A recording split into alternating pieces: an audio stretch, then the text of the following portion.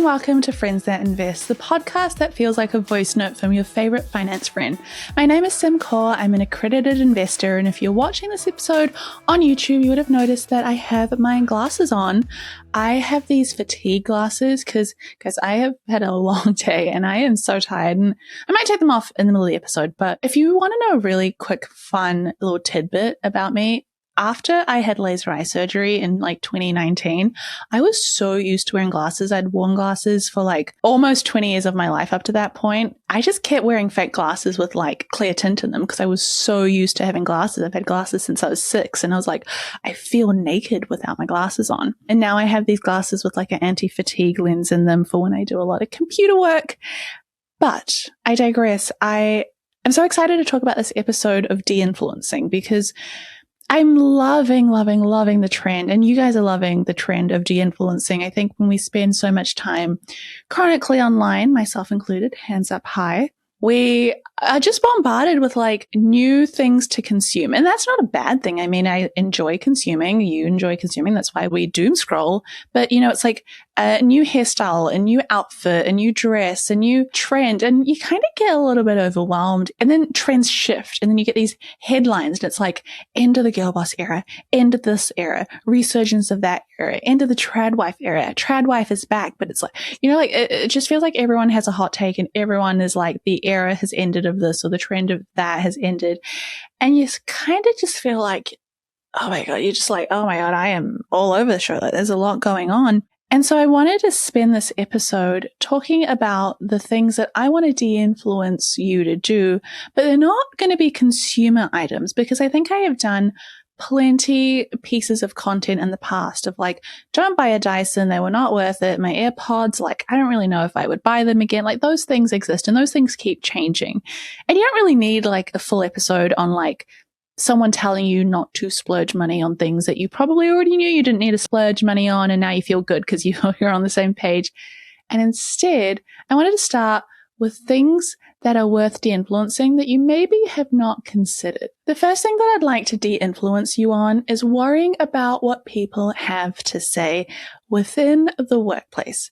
How many times have you gone to your job and you have been so afraid of fully being able to showcase or share that you actually want to do well? Showcasing and sharing, you have bigger dreams, you have bigger aspirations, you are here right now and this is fun, but you are a person going places and you might not know where that place is. And I laugh because I remember being that girl. I remember kind of not hiding, but being a little bit ashamed, oh yeah, I have this podcast on the side. Yeah. I remember having a colleague come over, we were getting ready for an event and they saw my microphone. They're like, oh, do you game? And I was like, yes, because I would rather just pretend to be a female gamer. I've never owned a PS Xbox in my life, but I would rather say I was a gamer than say I was podcasting at the start of Friends That Invest. I can't believe I did that.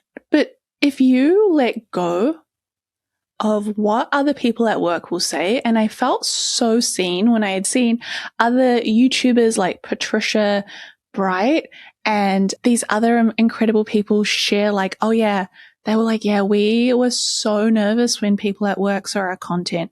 She was so nervous when her colleagues saw she had a YouTube channel. She blocked them or deleted all the videos or just did something really drastic. And so many of us are scared to showcase there is more to us than, turning up to work and doing the job that we're given. But we're so scared.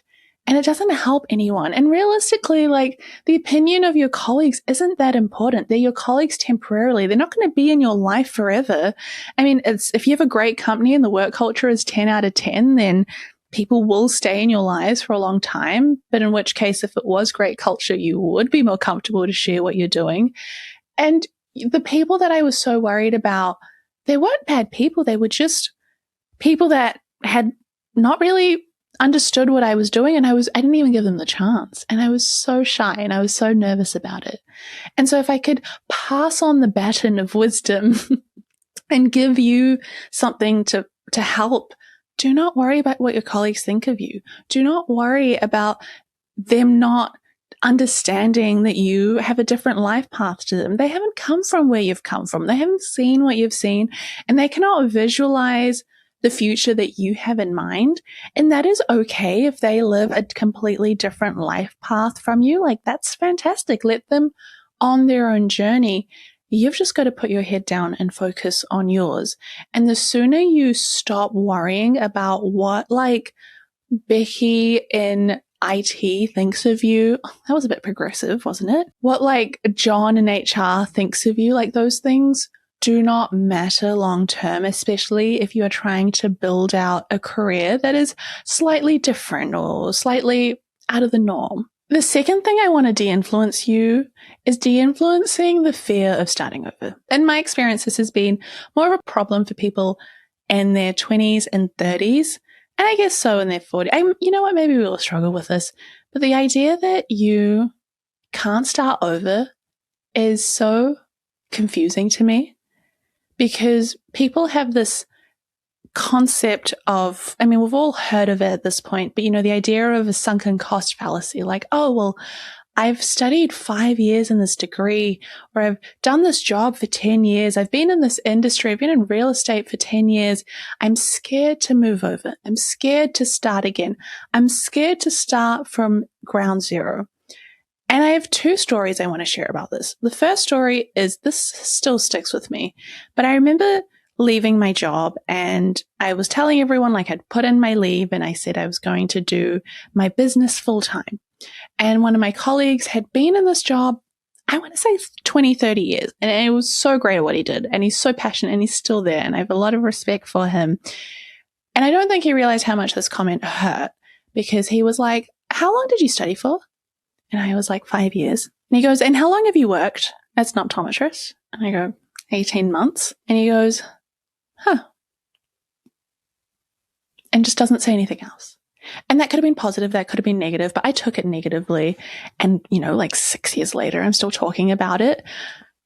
And I remember just feeling like, oh, this guy doesn't get it. Like, he's looking at the sunken cost of like, well, you've spent 5 years in this studying and putting all this effort in, you might as well keep doing it forever. But just because you've put 5 years into something and realized perhaps it's not for you, doesn't mean you need to like stay another 5 years just to like balance out the like the effort to the outcome. I don't think I would have been happy if I had stayed in that same position 4 more years and been like, okay, well, universally I've balanced it out and therefore I'm allowed to leave. Like, it's okay to leave in a year. It's okay to leave in 2 years. It's okay to leave in a couple of months. And this goes for relationships. This goes for jobs. This goes for friendships. And this goes for things that you have done the same way over and over again. You are allowed to start over. You are allowed to change. You don't actually have to be the same person you were last year or growing up. And I think a lot of times people like myself that have grown up and lived in the same place that they have come from, like, I've kind of grown up in the same place most of my life, and you hang out with the people that you've grown up with. And sometimes you do feel like you need to stay the person that they know, just so one day they don't go out and say, well, Sim's changed. Sim's different. It's almost like that's a bad thing, but it's okay to say Sim's changed. It's okay to say Sim's different. Because maybe Sim is now more confident. Maybe Sim now has a voice and is trying new things and is getting out of her comfort zone. That's a good change. We don't want the change where it's like Sim is up herself or Sim is like not a nice friend. Those are probably not nice things to start over into. But it's okay to start over. It's okay to say, I don't know if I want to do this, and I'm going to move to a different place, a different path, a different journey. I remember talking to someone, maybe it was a mentor of mine. Oh, it was a mentor of mine. And I was like, what if this business all collapses? I have a very like catastrophizing brain. I was like, what if this goes to up in smoke, up in dust, and I have to start over? Like, I'm tired. I don't want to start over. And my mentor was like, yes, but starting over isn't like being 18 again and having no connections and having no experience and no one to help you. Starting over means saying, hey, this is me. This is what I've done up till now. It means leaning on these new work connections and friendships and experiences that you have, and it means learning from any mistakes that you might have made. And so you're not starting from ground zero again when you start over. You're actually starting from an elevated place compared to when you first joined the workforce, when you first, got into your industry.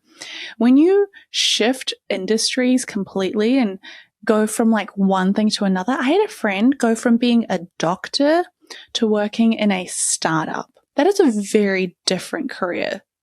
And yet she was so nervous about like, oh, well, how can my medical degree help in the startup? She ended up working for a medical startup. And so she was so valuable in that space. And she was not starting over. She was just starting at a new place, at a new pace. And she was so much happier with the flexibility because that's what she was after, because it's, you're a lot less flexible when you're a doctor at a hospital. Not to say that corporate is much more flexible, but you could work from home, whereas she couldn't do that before. And so that made such a difference. But starting over is such a blessing. And to be allowed to start over, to get the opportunity to start over, I try to reframe it as like, how cool, how lucky am I that I live in a life where I get another chance. I can start over. The next thing that I want to de-influence you is de-influencing the need to cover up that you're frugal or to feel bad that you're frugal.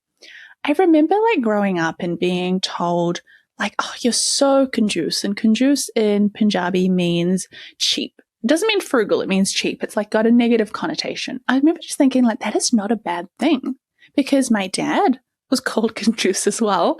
And so I was kind of like, you can put two and two together and figure out which parent was calling me cheap. But even as a kid, I was like, isn't that a good thing? Like putting more away and having delayed gratification. And one of the best things about being a frugal person is you have less of a inkling or a desire to overspend on things that you don't actually necessarily need, but maybe you're worried about how you're perceived.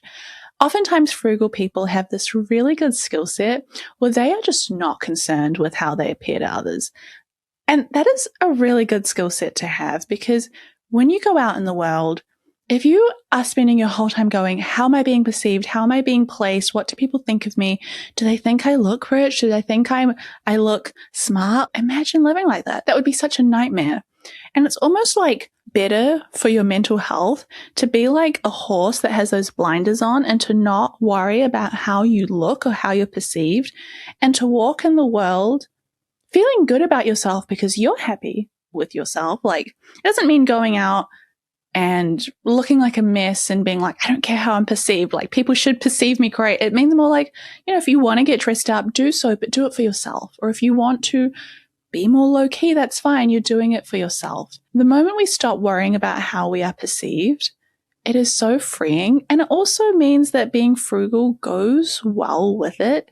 Don't be like a terrible person that's like penny pinching your friends and is like chasing up people that haven't paid and be like, oh my God, it's been like small reminder, like it's been another week, please get back to me. Like, maybe that's probably pushing it in terms of what I'm trying to de-influence you on.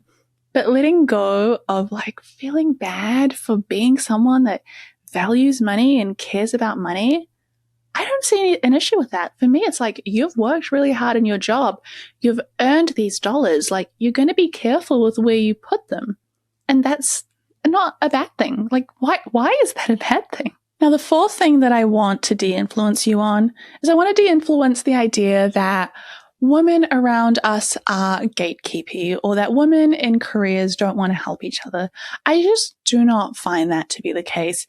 And I really believe, like, if you think that about other women, you will look for it. If you perceive, like, in your head that no other woman wants to help me, all women are out for themselves, like, sure, maybe you might have had a bad experience or a couple of bad experiences. I think we all have to some degree, but let's not put like a broad brush stroke against all working women or all business women or career women and say that they're all like negative and they all don't help each other, because that has just not been the case in my experience.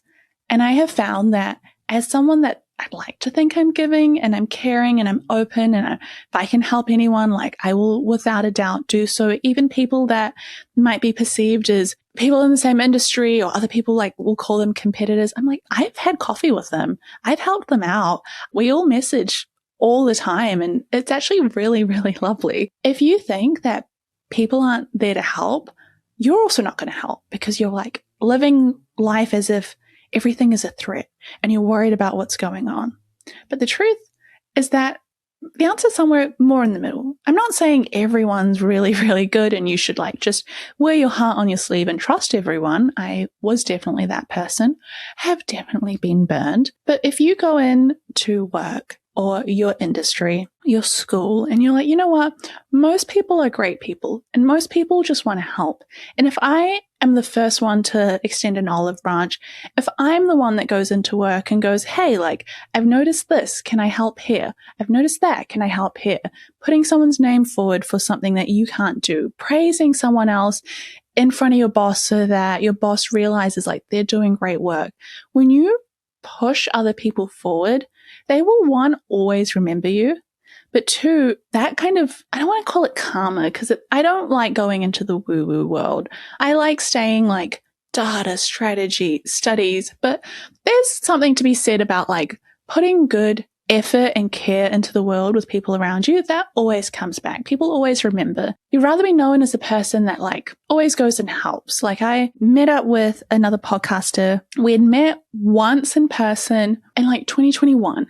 And then we met up to do a podcast interview on their podcast this year. So 5 years have gone by. And she mentioned in a podcast, she was like, Sim, people might not know this, but like you were so helpful when we started. You've always been there, like like you are so open. And I remember thinking like, that's half a decade has gone by. And I didn't think it was that big of a deal that I like, went out to coffee with them and shared them all my tips and was like, this is, what's worked for us and good luck. And, I'm always here to help. But it was really sweet. And it just makes you appreciate that if you view the world as like, most people want to help, most people are great, you putting more good energy will only come back to you. Like that is just such a nice place to be. And, the pessimists might call me a little bit naive or maybe a little bit too optimistic or dreamy, but I just disagree. It's just been like my experience. And if you have a more positive experience, like I said, the more of that comes back to you, which is just always a nice thing. Now, the final thing, number 5, that I want to de-influence you on is de-influencing your fear of failure. I think failure is one of the best things that can happen to you because if you go through life and you have never failed, that is not great because once you eventually hit a roadblock, the earlier you have failed, the better you are set up. It's kind of like having chicken pox. Like when a child has chicken pox, they recover from it better. And then as an adult, if they're exposed to chicken pox, it's fine. They don't really struggle with it. But if someone doesn't get chicken pox as a child and then they get it as an adult, the disease is so much more painful and it like takes them out for a couple of days, like sometimes longer. And you just don't want to get chickenpox as an adult. I mean, that's why people have chickenpox parties for their kids so that their kids can all come together and just get it. Because for a child to get it, it is not as harmful. Where was I going with this? Oh, chickenpox is very similar to failure. Welcome to Friends that Invest. Chickenpox is very similar to failure. And you want to fail early and you want to fail often because it kind of builds up that muscle and it gets it out the way. Because if you have two friends like Sandra and Jess, Sandra wasn't so good at school and she kept like failing and she just learned to keep trying and she kept falling down. She kept failing. She stood up and she eventually built that muscle where she was like, it's okay if I fail. Like, the sun still rises. I'm still here. It sucks at the time, but I've gotten through it. Whereas her friend, Jess, perfect straight A student, never struggled, went through uni, never struggled, and then got into her first job. And as a graduate, ran into like some trouble with her manager where she had a toxic manager who kept kind of forcing her into failure. That is a really, really, really hard position to be in because you haven't as a child built the tools of failure. And so that's why it is so good for children to like, well, I guess we can't do it now. We're not kids anymore, but it's so good to fail because the sooner you start failing, the more you learn that you can get back up, you can dust yourself off and, you can keep going. Failure is not a bad thing. It is just a data point. Like you can go, you know what? I'm going to start a business. And you start your business and it fails. That's great. You've just learned something. You've just learned that maybe that market wasn't good and therefore you should have done better market research. Maybe your pricing wasn't right. And again, your market research needed to change. Maybe you learned, hey, I just went into the wrong kind of industry, but that's fine. I'll keep an eye out. I need to improve in XYZ. Maybe you started a business and you were a terrible manager. Fantastic. It sucks for the people that were your employees and I hope you apologize to them at some point, but now you've learned to go and read manager books or go and do a course on becoming a better manager and you can improve. Anytime you do something that leads to failure, you have an opportunity to get better at that, to get stronger at that. And I like to think of it like going to the gym. When you tear a muscle at the gym, that's a good thing. It means that stronger muscle fibers come together and that's how your muscles get bigger. But they need to have a little bit of stress, a little bit of tear for that to occur. And having success is very similar. You cannot become successful without these little failures, these micro failures, if you will, day to day, because that means you're moving. That means you're making decisions. And there's definitely been periods of my life over the last 2 or 3 years where I have been so scared of failing that I've not really moved the needle and kind of stayed doing the exact same thing because I was scared of failing. But that's not the way to live life. You need to I'll speak for myself. I need to do more things and try them. And if one of them fails, that's okay. I pick myself back up. I keep going. I always look at Apple as a company that does this well. Apple will try things and sometimes it is 10 out of 10 and sometimes it flops terribly, but that's okay. Because what works, they keep doing. And what doesn't work, they go, we learned something, let's move on. And so you have to just treat yourself like the CEO of Apple with your life. And you go, how do I come up with new things? How do I try new experiences? And if I fail, that's okay. I'm still Apple. I'm still Sim. You're still you. Your value as a person doesn't decrease when you fail. But the more you fail, it means the more you're trying. And eventually you will hit some jackpots and you will do incredibly, incredibly well. And you'll be so proud of yourself. So that's all I have for you today. This was definitely more of an older sister, check-in episode, but I hope you enjoyed it. And please, I am asking one tiny favor. Subscribe to us on YouTube or leave a comment. It helps us grow the podcast. It helps us reach more people and it helps us get better resources to make better episodes for you. So with that, I'll see you next Tuesday.